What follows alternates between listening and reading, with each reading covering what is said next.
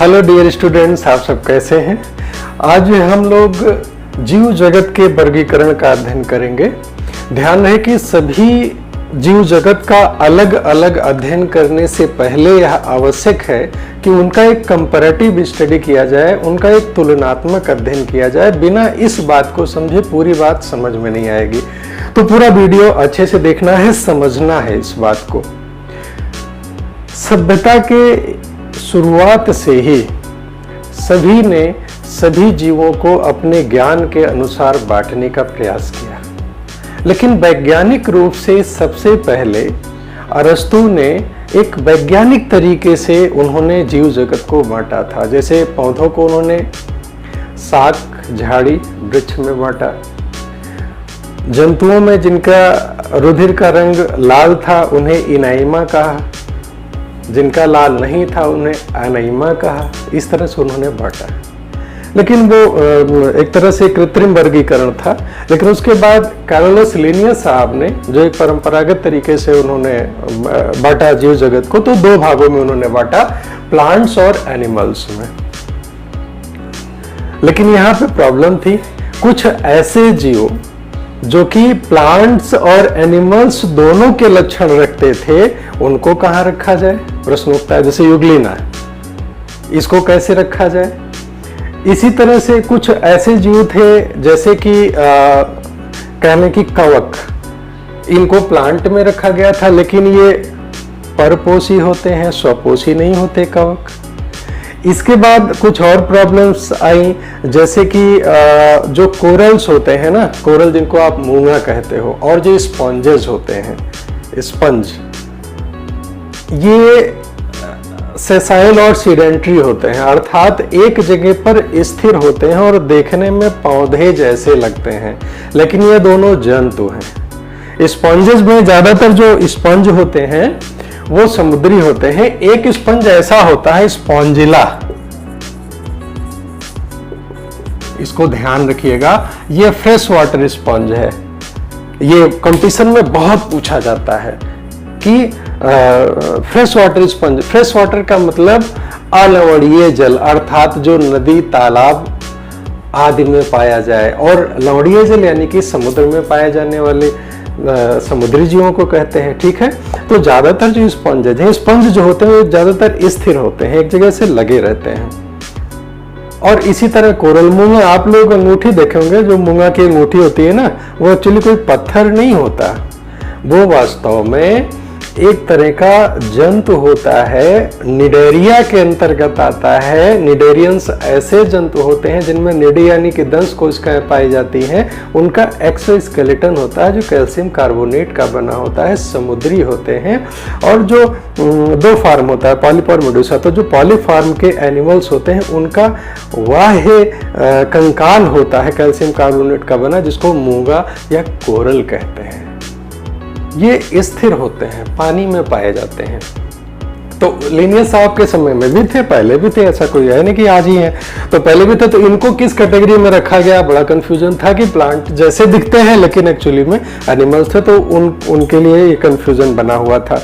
तो इस तरह से ये बहुत सारी चीज़ों को सही तरीके से जस्टिफाई नहीं कर पाए। तो अगली कोशिश की हैकल ने 1866 में। उन्होंने क्या किया कि जो प्लांट थे उनको प्लांट में तो रखा ही, जो एनिमल्स थे उनको एनिमल्स में रखा ही। जो ऐसे एक कोशिकीय प्लांट या एनिमल थे, ध्यान रहे, एक कोशिकीय प्लांट या एनिमल थे, उनको एक नया ग्रुप बनाया, प्रोटिस्टा। तो कुछ एनिमल्स जो एक कोशिकीय थे उनको प्रोटिस्टा में रखा, और जो कुछ प्लांट्स एक कोशिकीय थे उनको प्रोटिस्टा में रखा। लेकिन बात यहां भी नहीं बनी, क्योंकि कुछ ऐसे प्रोकैरियोट्स थे जो इन तीनों के किसी में भी नहीं आते थे, तो बात यहां भी नहीं बनी। प्रोकैरियोट्स की चर्चा यहां कहीं नहीं है, तीनों के तीनों यूकैरियोट्स होते हैं, सुकेंद्रकीय होते हैं। तो भाई प्रोकैरियोट्स जैसे कि बैक्टीरिया, इनको कहाँ रखा गया। उन माइक्रोब्स के बारे में कोई जस्टिफिकेशन नहीं हो पाया, क्लासिफिकेशन नहीं हो पाया, उनको कहाँ रखा जाए, ये बात नहीं हो पाई। तो सबसे उत्तम प्रयास किया क्लासिफिकेशन के मामले में, जो सबसे अच्छा नाम आता है, जो सर्वमान्य आता है, जिसको आपको अच्छी तरह याद रखना है, वो है RH व्हिटेकर इन 1969 में उन्होंने संपूर्ण जीवों को 5 जगत में बांटा, 5 किंगडम्स में बांटा। बस यही आपको सबसे ज्यादा ध्यान रखना है और याद रखना है, क्योंकि सर्वमान्य वर्गीकरण 5 जगत का जो आर.एच. व्हिटेकर द्वारा दिया गया 1969 में, वही आज की डेट में सर्वमान्य है। तो 5 किंगडम्स कौन कौन से हैं? 5 हैं kingdom Monera, kingdom protista, kingdom fungi, kingdom Plantae, kingdom Animalia. तो अब जो एनिमल्स थे वो एनिमल्स में आ गए, जो प्लांट्स थे तो प्लांट्स में मैंने जैसे फंजाई को बताया ना कि फंजाई ऑटोट्रॉप्स नहीं होते, स्वपोषी नहीं होते, अपना भोजन स्वयं नहीं बनाते, तो इन फंजाई का एक अलग किंगडम रखा गया जो प्लांट से ही फंजाई में ट्रांसफर हो गए। साथ ही साथ प्रोटिस्टा से तीनों तरफ गए, जो पहले प्रोटिस्टा से थे तो कुछ एक कोशिकीय जो फंजाई है, जैसे सैक्रोमाइसिस जैसे ईस्ट है, उसको फंजाई में रख दिया, और इसी प्रोटिस्टा से प्रोटिस्टा में तो गया ही गया चूंकि वो पहले से ही, लेकिन कुछ प्रोटिस्टन्स जो प्रोकैरियोट्स थे उनको सबको मोनेरा में रखा गया, मोनेरा में। अब इससे भी बड़ा एक ग्रुप जो अभी 1990 में जो एक इसकी खोज की गई, जिसमें कार्लूज और उनके सहयोगी में उनके केंडलर और हेलिस थे, 1990 में संपूर्ण जीव जगत को 3 डोमेन्स में बांटा। पिछले वीडियो में मैंने इसको और बहुत डिटेल में बताया है, तो आपको हम बता दूं कि किंगडम के ऊपर का जो क्लासिफिकेशन है वो डोमेन है। डोमेन यूकैरिया में किंगडम प्रोटिस्टा, फंजाई, प्लांटी और एनिमलिया, ये चारों आते हैं, और ये चारों यूकैरियोट्स हैं। और इस एक किंगडम मोनेरा को 2 भागों में बांटा गया, डोमेन आर्किया और डोमेन बैक्टीरिया। डोमेन बैक्टीरिया में सारे बैक्टीरिया आते हैं, और आर्किया में जो पुराने हैलोफिल्स हैं, एक्सट्रीम एसिडोफिल्स हैं, ठीक है, मेथेनोजेंस हैं, वो आर्किया में आते हैं। तो मोनेरा, किंगडम मोनेरा में 2 डोमेन्स आते हैं, और ये चारों किंगडम्स के अंतर्गत केवल एक डोमेन यूकैरिया आता है। और बड़ा क्लासिफिकेशन के ऊपर जाएं तो ये चारों किंगडम यूकैरियोट्स हैं, और ये एक किंगडम मोनेरा प्रोकैरियोट्स है। तो यहाँ पर ये चीज आपको समझ में आती है। हम सबसे ज्यादा आज फोकस करेंगे जो 5 किंगडम प्रणाली है आर.एच. व्हिटेकर साहब की, उसका कंपैरेटिव स्टडी उन्होंने किया, और कुछ लक्षणों के आधार पर पूरे किंगडम को उन्होंने अलग अलग क्लासिफाई किया और उसको एक्सप्लेन किया, उसका वर्णन किया। तो हम उसमें फोकस करते हैं कि वो क्या है। तो क्लासिफिकेशन ऑफ 5 किंगडम्स किसके द्वारा है? आर.एच. व्हिटेकर के द्वारा है। किस सन में है? 1969 में है। याद रखें। तो क्या क्या चीजें उन्होंने कंसीडर की जिसके आधार पर उन्होंने इस किंगडम्स को, जीव जगत को बांटा। पहला है सेल टाइप। तो सेल टाइप 2 तरह की, प्रोकैरियोटिक और यूकैरियोटिक्स। ध्यान रहे, हम इसको आपको एक एक चीजें बहुत अच्छे से समझाते चल रहे हैं। इन सब का मतलब क्या है, क्योंकि यहाँ पे आपका कॉन्सेप्ट क्लियर होना जरूरी है। इसके पहले कि हम हर किंगडम को अलग अलग स्टडी करें, उसके पहले आवश्यक है कि हर चीज को, हर टर्म्स को आप अच्छी तरह समझें। देखिए, प्रोकैरियोटिक उन्हें कहते हैं ऐसी कोशिकाएं जिनका, जैसे ये डीएनए है, ये साइटोप्लाज्म है, ठीक है, और ये इनका डीएनए है, ये नग्न अवस्था में रहता है, साइटोप्लाज्म में सीधे डायरेक्ट टच में रहता है। ये क्या है? प्रोकैरियोट्स है। प्रोकैरियोट्स यानी कि पूर्व केंद्रिक। ठीक। अब दूसरा जो टाइप है वो है यूकैरियोट्स। यूकैरियोट्स में जो होता है ये न्यूक्लियर मेम्ब्रेन यानी कि केंद्रक कला, बस इसी को आपको ध्यान रखना है कि ये इसमें पाई जाती है। किसमें? यूकैरियोट्स में। ठीक, इसको सुकेंद्रकीय कहते हैं।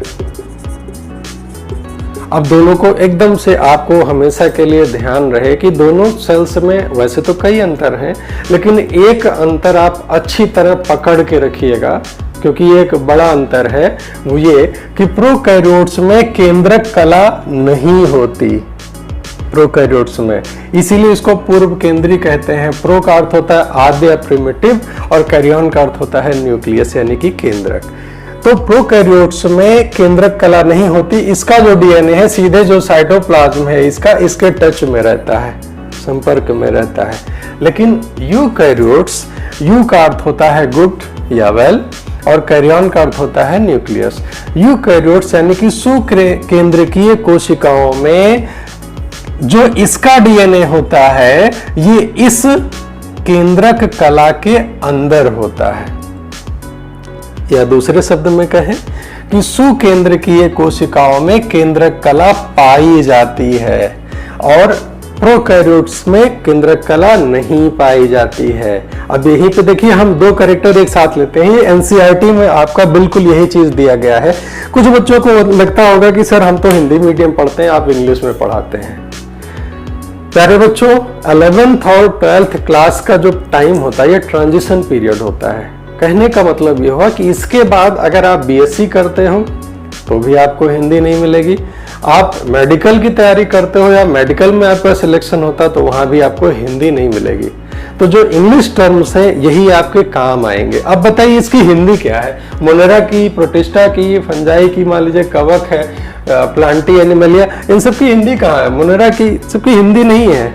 तो जब इंग्लिश ही है उसकी हिंदी नहीं है तो उसको इंग्लिश में लिखने में कोई दिक्कत नहीं। शुरुआत में दिक्कत आ सकती है, वो सबके साथ होती है, हर हिंदी मीडियम स्टूडेंट्स के साथ होती है। और इंग्लिश मीडियम स्टूडेंट समझते हैं कि सब कुछ इंग्लिश में है तो कहीं एक्सप्लेनेशन भी इंग्लिश में ना हो, तो उनको मैं हिंदी में समझाता हूँ। हिंदी में चीज़ों को समझना हमारे आपके लिए आसान है। क्यों? क्योंकि हमारी मदर टंग है, हमारी मातृभाषा है, इसमें चीज़ों को समझना हमारे लिए आसान होता है। तो इस पे बिल्कुल भी नहीं जाना है कि सब चीज़ें इंग्लिश में लिखी हैं तो इंग्लिश में आपको याद करने में आज भी आसानी होगी, आगे भी आसानी होगी। एक बात और, जो हिंदी मीडियम के स्टूडेंट्स हैं उनको लगता है कि अगर हम इंग्लिश में लिखेंगे तो हमारा नंबर कहीं कम ना हो जाए, तो इस गलतफहमी में बिल्कुल मत रहिए और बहुत अच्छे मार्क्स मिलते हैं जब आप इंग्लिश में एक्सप्लेन करते हैं, क्योंकि आगे की साइंस पूरी की पूरी इंग्लिश में है।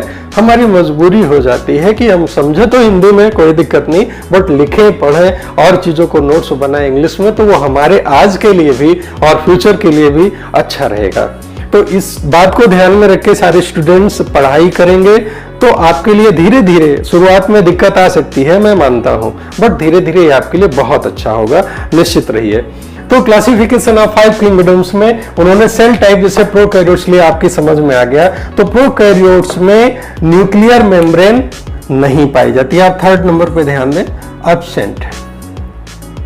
और जितने भी इसके आगे के यूकैरियोट, यूकैरियोट, यूकैरियोट, यूकैरियोट, चारों यूकैरियोट्स हैं तो उनमें nuclear membrane present present present present, यानी कि जो यूकैरियोट्स होगा उसमें न्यूक्लियर मेम्ब्रेन पाई जाएगी और जो प्रोकैरियोट होगा उसमें न्यूक्लियर मेम्ब्रेन नहीं पाई जाएगी। तो एक साथ हमने दो चीजें समझी। अब बात करते हैं सेल वॉल की। सेल वॉल जो मोनेरियंस होते हैं, मोनेरा के अंतर्गत आते हैं। मोनेरा के अंतर्गत आता कौन कौन है? बैक्टीरिया आते हैं, ब्लू ग्रीन एल्गी आती है और माइकोप्लाज्मा आता है। ठीक है, अभी आगे मैंने एग्जांपल भी दिया है, हालांकि एनसीईआरटी में नहीं दिया है, लेकिन आप आगे याद रखें, आपका कॉन्सेप्ट क्लियर रहे, ये बड़ा जरूरी है। कॉन्सेप्ट मस्ट बी क्लियर, और वो तभी होगा जब आप शुरुआत में चीजों को समझेंगे तो आगे की चीजों को उसके अनुसार आपको रिलेट करते जाएंगे, उससे समझते जाएंगे, आसान हो जाती है चीजें। तो देखिए सेल वॉल, सेल वॉल के आधार पे पांचों किंगडम्स को कैसे बांटा गया है। नॉन सेलुलोजिक सेल वॉल तो होती है, मोनेरियंस में सेल वॉल होती है इनके सदस्यों में, लेकिन सेलुलोज की बनी नहीं होती, बल्कि किसकी बनी होती है? पॉलीसैकेराइड और अमीनो एसिड की बनी हुई सेल वॉल होती है। जैसे बैक्टीरिया की सेल वॉल में पेप्टिडोग्लाइकेंस पाया जाता है, आर्कीबैक्टीरिया के सेल वॉल में पेप्टिडोग्लाइकेंस नहीं पाया जाता है। एक बात, दूसरी चीज, माइकोप्लाज्मा में सेल वॉल नहीं होता है, लेकिन ये सारे के सारे प्रोकैरियोट्स होते हैं, इसलिए एक ही किंगडम में इनको रखा गया है। आगे प्रोटिस्टा, प्रोटिस्टा में सेल वॉल वैसे तो नहीं पाई जाती है, लेकिन कुछ में होती, प्रेजेंट इन सम, यानी कि कुछ में पाई जाती है, बाकी में सेल वॉल नहीं पाई जाती। ये यूकेरियोट्स और एक कोशिकीय होते हैं, यूनिसेलुलर होते हैं। फंजाई में ध्यान रहे, अब यहाँ पे याद रखिएगा बच्चों, फंजाई में जो सेल वॉल होती है वो काइटिन की बनी होती है। This is the difference from plants. Plant से इसकी तुलना करें कि प्लांट में सेल वॉल होती है, इसको आप याद किए होंगे, मालूम होगा। और प्लांट की जो सेल वॉल होती है वो सेलुलोज की बनी होती है, और जो फंगस की सेल वॉल होती है वो काइटिन की बनी होती है। बड़ा ध्यान देना यहाँ पे। इसका जो स्टोर फूड होता है वो ग्लाइकोजन होता है, इसका जो स्टोर फूड होता है प्लांट का वो स्टार्च होता है। इसको भी ध्यान रखना, हालांकि इसमें नहीं उल्लेख है लेकिन मैं आपको बता दे रहा हूँ, याद रखिएगा। हर एक चीज कंपटीशन में भी, बोर्ड में भी, एग्जाम में भी आपके आता है। आपको पता होना चाहिए कि जो फंगस यानी कि कवक की सेल वॉल है वो काइटिन की बनी होती है, और जो प्लांट्स यानी कि हरे पौधों की सेल वॉल है वो सेलुलोज की बनी होती है। ठीक, एनिमल्स में सेल वॉल नहीं पाई जाती। यहाँ पर लिखा है ना एब्सेंट, अर्थात सेल वॉल नहीं पाई जाती। आगे बात करें, न्यूक्लियर मेम्ब्रेन की चर्चा हो गई। Then body organisation. Body organisation, उनका शरीर कैसा बना है, तो ध्यान रहे कि मोनेरा और प्रोटिस्टा ये दोनों एक कोशिकीय होते हैं। Monera and Protista both are unicellular, एक कोशिकीय होते हैं, इसीलिए उनको क्या दिया गया, सेलुलर। इनका जो बॉडी ऑर्गेनाइजेशन होता है सेलुलर, यानी कि एक कोशिका का बना होता है। पूरा शरीर एक ही कोशिका का होता है, पूरा जीवन एक कोशिका में संचालित होता है। लेकिन फंगस में क्या है, ये मल्टी सेलुलर होते हैं, बहुकोशिकीय होते हैं, लेकिन ऊतक का विकास नहीं होता, लूज टिश्यूज होते हैं, वेल डेवलप्ड टिश्यूज नहीं होते, लूज टिश्यूज होते हैं। सेल का एक्युमुलेशन होता है तो लूज टिश्यूज बनाते हैं। प्लांट में टिश्यू और ऑर्गन दोनों होते हैं, और एनिमल्स में टिश्यू, ऑर्गन और ऑर्गन सिस्टम तीनों पाए जाते हैं। तो तीनों को मैं आपको समझा दूं कि सेल से टिश्यू बनता है। तो टिश्यू की डिफिनीशन क्या है, टिश्यू को हिंदी में ऊतक कहते हैं। समान उत्पत्ति, संरचना एवं कार्य के आधार पर कोशिकाओं के समूह को, जो कोशिकाओं का समूह होता है उसे टिश्यू कहते हैं। यानी कोशिकाओं का वह समूह जो उत्पत्ति, संरचना और कार्य की दृष्टि से समान हो उसे ऊतक या टिश्यू कहते हैं। ठीक, टिश्यू से ऑर्गन बनता है, यानी कि अंग बनता है। जैसे मान लीजिए हाथ है, हाथ में एक मसल्स होती है ना, तो मसल यानी कि रेखीय ये टिश्यूज होते हैं। ठीक है, पेशीय ऊतक बोलते हैं, हिंदी में ऊतक बोलते हैं ना टिश्यू को, तो पेशीय ऊतक हो गया, एक हाथ है। ठीक है, ऑर्गन, ऑर्गन मतलब अंग, ये एक अंग है, हाथ है, जिसमें कई सारे टिश्यूज हैं, हड्डी भी है, पेशियां भी हैं, इसमें वीन्स भी हैं, आर्टरीज भी हैं। ठीक है, कई सारे हैं, नर्व्स भी हैं। ठीक है, और ऑर्गन सिस्टम, ऑर्गन सिस्टम अंग तंत्र को कहते हैं, जिसमें बहुत सारे अंग होते हैं। जैसे कि आप एक उदाहरण लें, डाइजेस्टिव सिस्टम, पाचन तंत्र। तो पाचन तंत्र में सोचो कितने अंग आ गए, माउथ आ गया, स्टमक आ गया, इंटेस्टाइन आ गई, लीवर आ गया, पैंक्रियाज आ गया, तो ये सारे अंग हो गए ना। तो सारे अंगों को मिलाकर एक अंग तंत्र बनता है। तो ये तीनों चीजें एनिमलिया में पाई जाती, टिश्यू भी, ऑर्गन भी और ऑर्गन सिस्टम भी, ये सब पाए जाते हैं। The most important topic, mode of nutrition. इसको पहले आप समझ लें, इसका डिटेल जानने से पहले आप मोड ऑफ न्यूट्रिशन, न्यूट्रिशन कहते किसे हैं यह जानना बच्चों बहुत जरूरी है, बेसिक चीज होती है। देखो, न्यूट्रिशन दो प्रकार का होता है, या तो होता है ऑटोट्रॉफिक या फिर होता है हेट्रोट्रॉफिक। ऑटोट्रॉफिक को कहते हैं स्वपोषी और इसको कहते हैं परपोषी। ठीक, ये बड़ा अंतर है।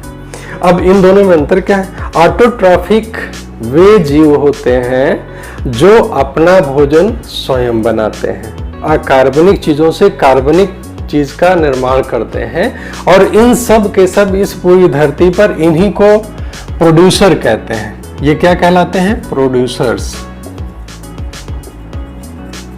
यानी कि उत्पादक। ठीक। अब ये प्रोड्यूसर्स दो तरह के होते हैं, दो तरह के। पहले होते हैं फोटोसिंथेटिक और दूसरे होते हैं कीमोसिंथेटिक। फोटोसिंथेटिक को कहते हैं प्रकाश संश्लेषी और इसको कहते हैं रसायन संश्लेषी। ठीक। अब इसको बात को समझिए। स्वपोषी ऐसे जीव जो अपना भोजन स्वयं बनाते हैं, उन्हें प्रोड्यूसर्स या उत्पादक भी कहते हैं। वे न केवल अपने लिए भोजन बनाते हैं बल्कि ये सारे जो परपोषी हैं इनकी भी भोजन की व्यवस्था यही करते हैं। दो तरह के होते हैं ये। अगर ये सूर्य के प्रकाश की ऊर्जा प्राप्त करके सरल अकार्बनिक पदार्थों से कार्बनिक पदार्थ अर्थात भोजन बनाते हैं तो उनको प्रकाश संश्लेषी कहते हैं, जैसे कि हरे पौधे। लेकिन आप सोचें कि समंदर में बहुत नीचे जहाँ पे सूर्य का प्रकाश नहीं पहुँचता है वहाँ भी जीव पाए जाते हैं।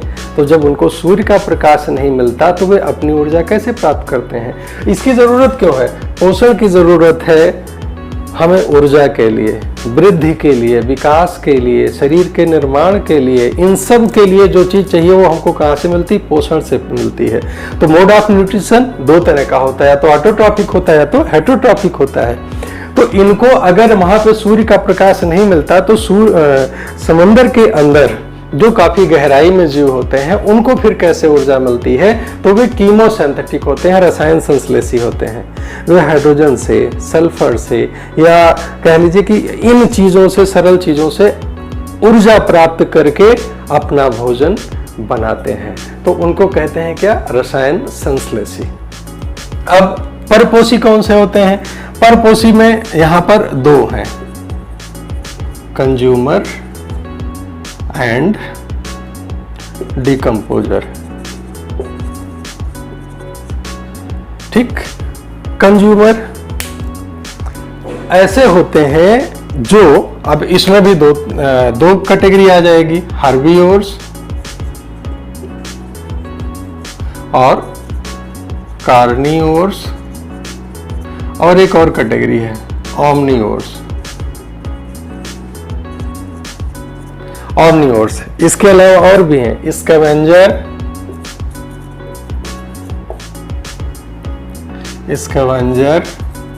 एंड इतना आप समझे। ठीक है। तो कंज्यूमर्स उनको कहते हैं जो दूसरों से अपना पोषण प्राप्त करें। कैसे? इसमें और भी आता है, जैसे पैरासाइट्स। अभी सबको हम आगे एक एक करके डिटेल बताते हैं, पहले आप इसको थोड़ा सा नोट कर लें। ठीक है। नीचे का भी ऊपर का भी आप एक बार नोट कर लें, फिर हम एक एक चीज और समझाते हैं।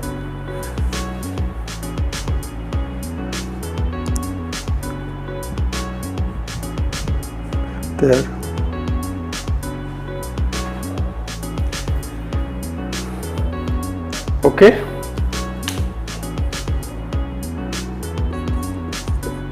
डेट्रिटिवोर्स एंड पैरासाइट्स। आज ये हर एक टर्म्स को हम आपको डिटेल बताने चल रहे हैं कि मोड ऑफ न्यूट्रिशन के हिसाब से इनमें डिफरेंस क्या है, अंतर क्या है। इस चीज को आइए अच्छे से समझें। तो कंज्यूमर या हेटरोट्रॉफिक उनको कहते हैं, पहली बात, जो अपना भोजन स्वयं नहीं बना सकते, अपने पोषण के लिए दूसरों पर निर्भर रहते हैं। तो कंज्यूमर उनको कहते हैं जिनको जैसे होलोफाइट्स कहते हैं, वो पूरा का पूरा भोजन करते हैं। ठीक है। पूरा भोजन इंगेशन करते हैं। ठीक है। इंगेशन मतलब अंदर करते हैं, खाते हैं कह सकते हैं।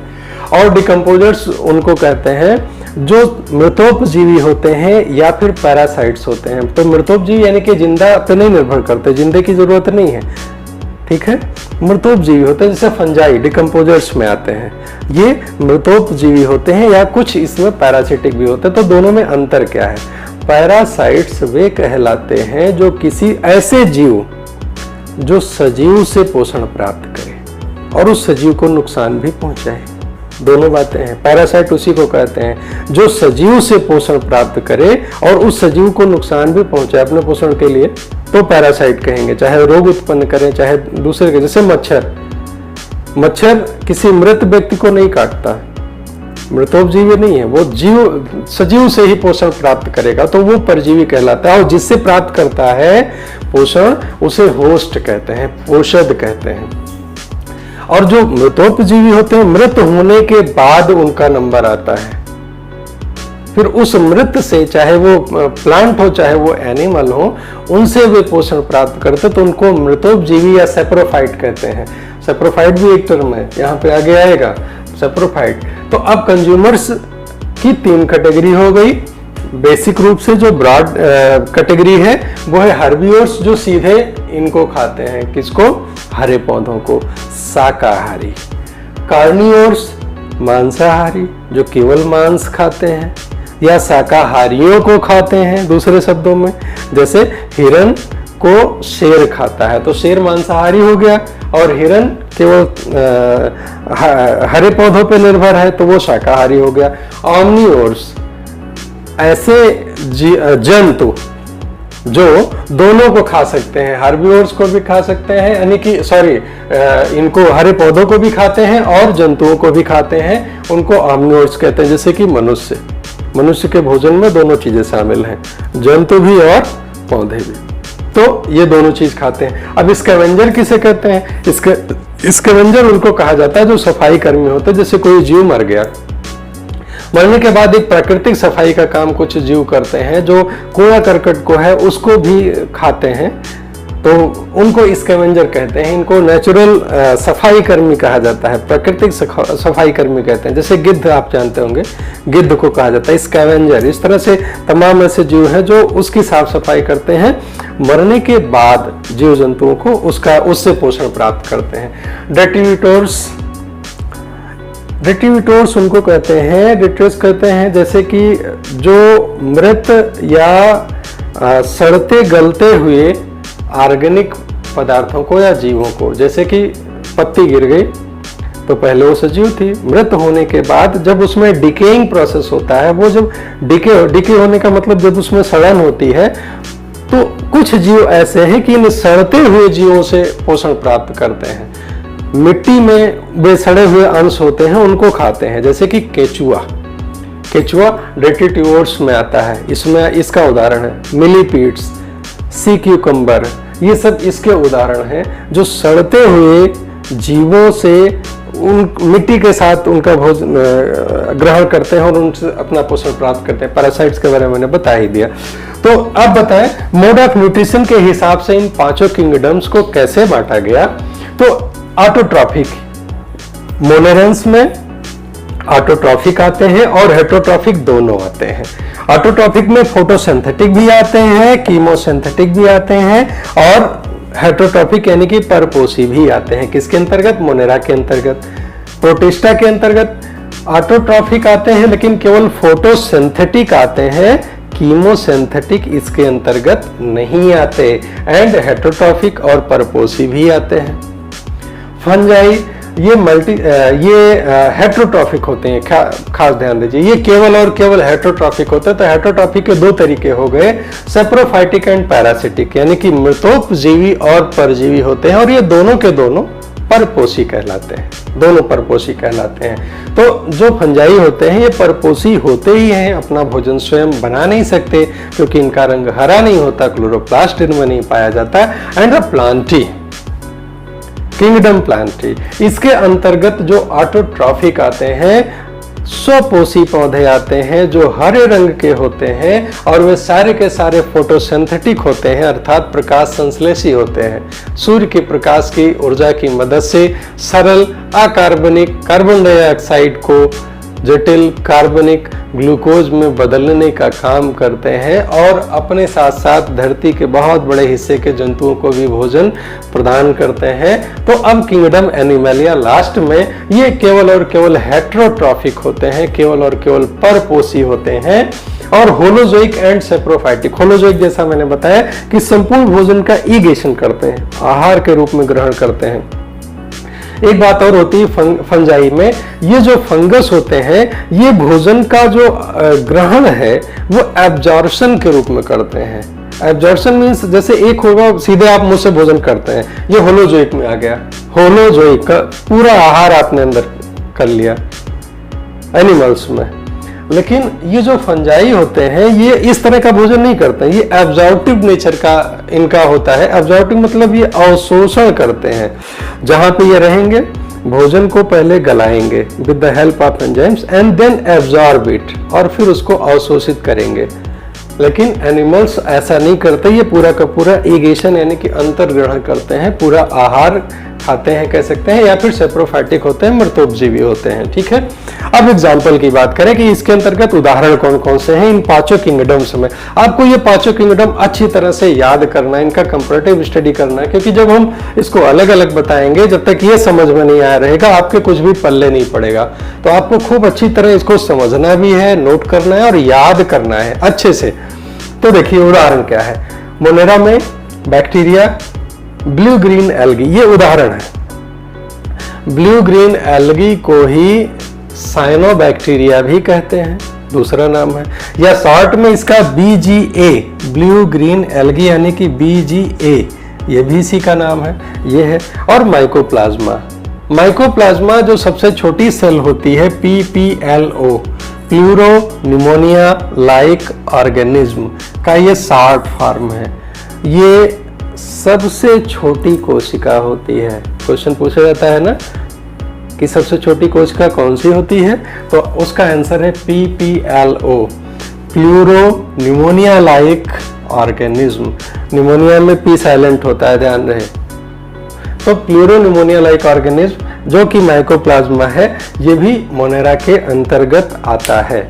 इसके बाद प्रोटिस्टा, प्रोटिस्टा में एग्जाम्पल है अमीबा, बहुत फेमस है आप जानते हैं, Euglena, connecting link between the plant and animal, ये दोनों के बीच की कड़ी कहा जाता है यूग्लिना को। डायटम्स और डायनोफ्लैजेलेट्स ये भी इसी के अंतर्गत आते हैं, और ये फोटोसिंथेटिक होते हैं, प्रकाश संश्लेषी होते हैं, तालाबों में पाए जाते हैं। डायटम्स भी और डायनोफ्लैजेलेट्स भी समुद्र में भी पाए जाते हैं। कुछ जातियां यहाँ होती है, कुछ समुद्र में होती हैं। फंजाई, फंजाई में राइजोपस, ईस्ट राइजोपस आपने देखा होगा, इसको ब्रेड मोल्ड भी कहते हैं। जो प्याज के छिलके, प्याज को आप देखें जो काले रंग का पाउडर जैसा दिखता है ना, वो राइजोपस होता है। या आप क्या कहते हैं, इसको कभी रख दे रोटी को, गीली रोटी को, तो उसके ऊपर जो लाल रंग के ऐसे रेसे छोटे छोटे निकल आते हैं, वो राइजोपस है, वो कवक है। ईस्ट का प्रयोग बहुत बड़े पैमाने पर होता है, बेकरी उद्योग में आप जानते हैं। एंड पेनिसिलियम, पेनिसिलियम वह पहला कह लीजिए था फंजाई जिससे पहले एंटीबायोटिक पेनिसिलियम बना था, तो इसी से बना था। एंड देन प्लांटी, प्लांटी का एक सबसे बड़ा रेंज है, हमारे चारों तरफ जो ग्रीन कलर के प्लांट्स दिखते हैं वो सारे इसी के अंतर्गत आते हैं प्लांटी में। हाँ, एक बात मैं बता दूं कि इसमें जो एल्गी लिखा है ना, एल्गी, मॉस, फर्न, जिम्नोस्पर्म और एंजियोस्पर्म, ये इनके अंतर्गत आते हैं। Moss, fern, gymnosperm and angiosperm. Angiosperm में होते हैं जिनमें पुष्प होता है। हाँ, एल्गी जो है, R.H. हुटेकर साहब ने एल्गी को पूरी तरह जस्टिफाई नहीं कर पाया, क्योंकि एल्गी आपके इन तीनों में आते हैं, मोनेरा में भी, प्रोटिस्टा में भी और प्लांट में भी। एल्गी जो होते हैं, जो प्रोकैरियोट्स एल्गी होती हैं, जिनको हम ब्लू ग्रीन एल्गी कहते हैं, जिनको हम साइनोबैक्टीरिया कहते हैं, वे किंगडम मोनेरा में आते हैं। ध्यान रहे, ये सारे के सारे प्रोकैरियोट्स हैं, prokaryotes algae. And eukaryotes algae, जैसे कि ये डायटम्स और डायनोफ्लैजेलेट्स भी एल्गी लाइक कैरेक्टर रखते हैं। सॉरी, क्लेमाइडोमोनास, क्लेमाइडोमोनास भी इसके अंतर्गत आता है, वो एक एल्गी है। और यूकैरियोट्स यूनिसेलुलर एल्गी है। क्लेमाइडोमोनास वो किसके अंतर्गत रखा गया? प्रोटिस्टा के अंतर्गत रखा गया। और इसके अलावा सारे मल्टीसेलुलर एल्गी, स्पाइरोगायरा, यूलोथ्रिक्स जितने भी हैं, वे सारे के सारे प्लांटी में रखे गए। तो एल्गी का जो ग्रुप है वो 3 जगह में बट गया है on the basis of cellular structure, prokaryotes, eukaryotes and multicellular. ठीक है, तो ये ध्यान रखिएगा कि एल्गी को अभी भी पूरी तरह बांटा नहीं जा सका है। देन एनिमैलिया, एनिमैलिया में स्पॉन्जेस आते हैं, मोलस्कस, इंसेक्ट, रेप्टाइल, बर्ड्स और मैमल्स, सारे जंतु जो ये दिखते हैं वो एनिमैलिया के अंतर्गत आते हैं, किंगडम एनिमैलिया में आते हैं। अब आपको मैं बता दूं कि इसको आसान तरीके से याद करने की बात, ये तो जो आपके सामने लिखा हुआ है ये सारा एनसीईआरटी के अकॉर्डिंग है। अब इसको याद आपको करना है तो कैसे याद करेंगे, थोड़ा सा एक सरल मेथड बता दें कि किस तरीके से आपको याद करने में आसानी होगी तो बढ़िया रहेगा। तो चलिए देखते हैं। सबसे पहले हम लिखते हैं, देखिए मोनेरा, हम केवल वो लिखेंगे, किंगडम नहीं लिखेंगे अलग अलग, आप उसको ध्यान रखेंगे। प्रोटिस्टा एंड यहां पे हम रखेंगे प्लांटी, यहां पे फंजाई और यहां पर एनिमैलिया। ठीक है, अब यहीं से देखिए आसानी से आपको याद करने में आसानी होगी।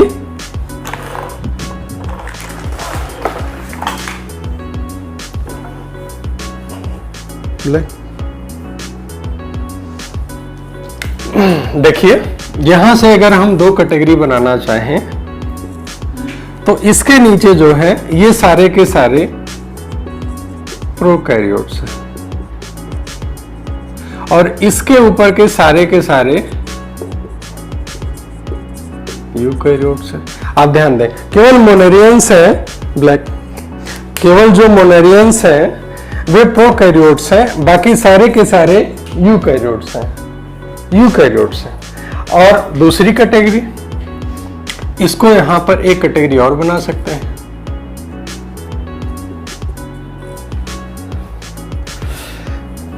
इसके नीचे के सारे यूनिसेलुलर हैं और इसके ऊपर से भी मल्टीसेलुलर है। कहने का मतलब प्रोटिस्टा और मोनेरा एक कोशिकीय हैं और इसके ऊपर सारे के सारे बहुकोशिकीय हैं, यहां पे ये बहुकोशिकीय हैं।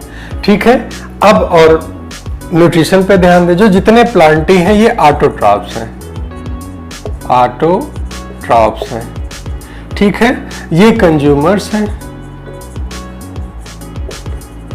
और ये डिकम्पोजर्स हैं। इतना तो आप याद रख ही सकते हैं बहुत आसानी से, बहुत सिंपल तरीके से। मैंने पांचों किंगडम को कैसे, जो बेसिक बातें हैं, जो मूल चीजें हैं, उनको आप याद रखें, लिख लें। मोनेरा सबसे पहले, फिर प्रोटिस्टा, फिर प्लांटी, फंजाई, एनिमैलिया।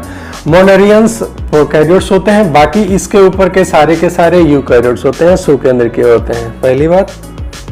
दूसरी बात, प्रोटिस्टा और मोनेरा ये दोनों यूनिसेलुलर होते हैं, अर्थात एक कोशिकीय होते हैं। और इसके बाद के जो ये तीनों हैं ये सारे के सारे मल्टीसेलुलर होते हैं। दूसरी बात।